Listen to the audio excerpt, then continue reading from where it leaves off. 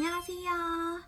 네, 오늘은 임신 극초기부터 9주차까지 어떤 증상들이 있었고 제가 임신을 한지 어떻게 알았는지 그 경위에 대해서 좀 말씀드려보려고 합니다. 우선 제가 어떻게 임신인지 확신하게 되었는지를 말씀드리려고 하는데요. 가장 결정적인 증상은 배가 콕콕거리는 느낌이었습니다. 단순하게 생리통이라고 생각을 하면은 생리통은 자궁 쪽이 전반적으로 아픈 느낌이 들었었는데, 임신하고 나서 제가 조금 이상하다, 이건 다른 느낌이다 라고 느꼈던 이유가 특정 부위가 콕콕 찌르는 듯한 느낌이 들었어요. 그래서 이거는 좀 다른 증상인데 한번 임태기를 해볼까? 라고 생각을 했었고, 그때 임태기를 했더니 두 줄이 아주 연하게 나왔습니다. 임태기에서 두 줄을 확인하셨다면 그때 하셔야 될 일은 바로 기다리기입니다. 많은 분들께서 두 줄을 보시고 바로 산부인과로 가야 되나? 라고 생각하실 수도 있을 것 같아요. 근데 이때 바로 산부인과를 가면 사실 확인할 수 있는 게 없습니다. 초음파상으로도 아기집이 안 보일 확률이 매우 크고 보이더라도 매우 조그맣게 보여서 이게 아기집이라고 확신할 수 없는 상태일 가능성이 높아요. 저도 임태기로 두 줄을 확인한 다음에 한 5에서 6일 뒤에 산부인과를 갔거든요. 근데 그럼에도 불구하고 아기집이 매우 작아 보였기 때문에 의사 선생님께서 피검사를 권유하셨고 피검사를 2차례 정도 한 다음에 초음파를 통해서 임신 확인을 할 수 있었습니다. 그렇기 때문에 바로 가신다고 하셔서 산부인과에서 해주실 수 있는 게 없어요. 그래서 조금 기다려보고 제가 권하는 거는 사실 2주 정도 기다리는 거를 권하고 그때 정도 되면은 아기집도 확인할 수 있고 운 좋으면은 심장 소리까지 들으실 수 있거든요. 그러면은 임신 확인서도 바로 발급되고 하기 때문에 그때 가셔도 전혀 무방하다라고 말씀드릴 수 있을 것 같습니다. 물론 피비침이나 특정 증상이 있다면 그때는 바로 산부인과를 가시는 것을 권하고 있습니다. 그렇다면 이제 임신 5주차에서 9주차 동안 제가 어떤 증상들이 있었는지 말씀을 드려보도록 하겠습니다. 우선 첫 번째, 입덧입니다. 저는 좀 빠르게 5주차 들어서자마자 바로 입덧이 생겼어요. 입덧 증상이 굉장히 많았는데 저는 일단은 속이 너무 계속 안 좋았고, 속 안 좋은 증상이 비유하자면 술을 굉장히 많이 먹고 난 다음날 숙취에 정말 시달리는 그런 느낌 있잖아요. 그런 느낌이 하루 종일 간다고 생각하시면 됩니다. 그래서 음식은 정말 쳐다도 보기 싫고 냄새도 싫고 저는 식욕 자체가 너무 없어서 먹고 싶질 않았는데 또 안 먹으면 안 되고 먹지 않으면 오히려 더 증상이 심해지거든요. 저는 먹기 싫어서 사실 안 먹다가 빈속에 영양제를 먹고 획 하고 다 뱉어냈던 경험이 있습니다. 이게 빈속이면은 오히려 더 울렁거리는 증상이 심해진다고 해요. 그러니까 최대한 맛이 안 나는 크래커 같은 것들을 많이 드시더라고요. 그런 거라도 계속해서 드시는 거를 권장드립니다.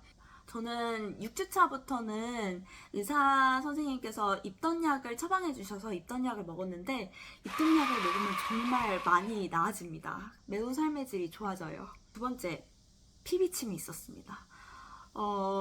저는 연한 분홍색, 연한 갈색의 피비침이 5주차 초반에 있었는데요. 이게 처음에 연한 분홍색이 있을 때는 그냥 그럴 수도 있지 착상혈인가 보다 하고 넘겼는데 이게 2, 3일 정도 가다 보니까 걱정이 돼서 산부인과에 갔어요. 그랬더니 피고임이 있다고 말씀해 주시면서 유산방지 주사, 흔히 말씀하시는 타이유 주사를 맞았습니다.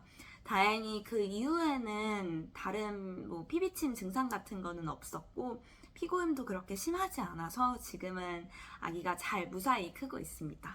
그러니까 너무 걱정하지는 마시고 바로 산부인과로 가서 상담해 보시는 거를 추천드립니다. 단 피비침이 있으면 보험 심사 받기 조금 어려울 수도 있어요. 세 번째, 피로입니다. 저는 너무너무 피곤했어요. 사실 5주차 되기 전부터 완전 극초기일 때부터 너무 피곤했고 특히 입덧약을 먹으면 입덧약 성분 자체가 항히스타민 성분이 있어서 졸리는 성분이에요. 그래서 계속 피곤하고 뭔가 제정신이 아닌 것 같은 기분이 듭니다. 이게 아무리 입덧약을 먹는다고 해도 살짝의 울렁거림은 남아있거든요. 그 울렁거림과 피곤함이 합쳐져서 사실 제정신이 아닙니다. 그래서 저도 일을 해야 되는 직장인인데 초반에 매우 힘들었던 걸로 기억이 나요.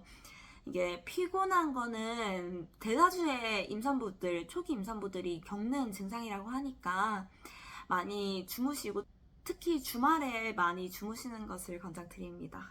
저도 요즘 계속 자고 있어요. 그리고 네 번째, 아랫배 통증입니다.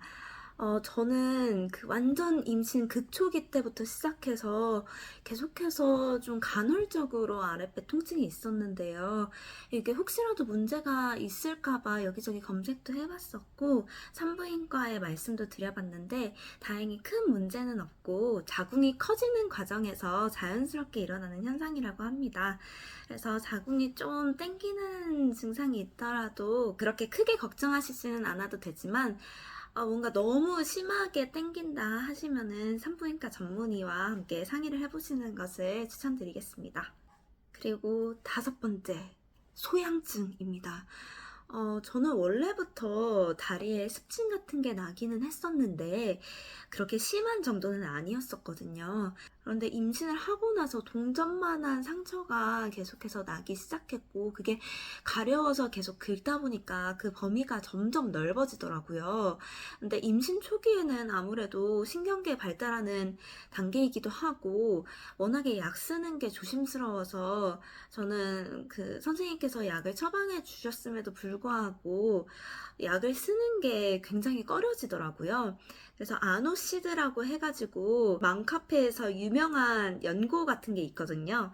이게 일반 의약품도 아니고 그냥 천연 성분으로 된 연고라고 해가지고 그냥 그거를 계속 꾸준히 발라줬습니다. 물론 뭐 일반 의약품이나 전문 의약품이 아니기 때문에 크게 드라마틱한 효과는 없었지만 좀 가려움증을 완화시켜주는 정도는 되었던 것 같아요. 증상 자체는 아주 간지럽고 빨갛게 일어나고 두드러기처럼 볼록하게 올라왔습니다. 이렇게 총 5가지 제가 임신 극초기부터 10주차까지 겪었던 임신 증상들을 말씀드려봤는데요. 사실 저는 임신이 이렇게 힘든지 몰랐었고 신체 변화가 이렇게 많은지도 몰랐습니다. 그리고 특히 입덧이 저에게 이렇게 심하게 올 줄은 전혀 상상도 하지 못했어요. 근데 제가 듣기로는 친정엄마가 입덧이 심했으면 이제 딸도 입덧이 심하다라는 이야기가 있더라고요. 그래서 아마 친정어머니께서 입덧이 심하셨으면 높은 확률로 입덧이 심하실 수도 있다라는 거 말씀드려요. 그리고 꼭 말씀드리고 싶은 게 입덧약을 먹어도 되나 싶어서 안 먹지 마시고 한번 드셔보시면 정말 삶의 질이 달라지거든요. 입덧약 정말 강추드립니다. 네, 그럼 오늘 영상 여기까지 찍어보도록 하겠습니다. 여러분 모두 최대걸!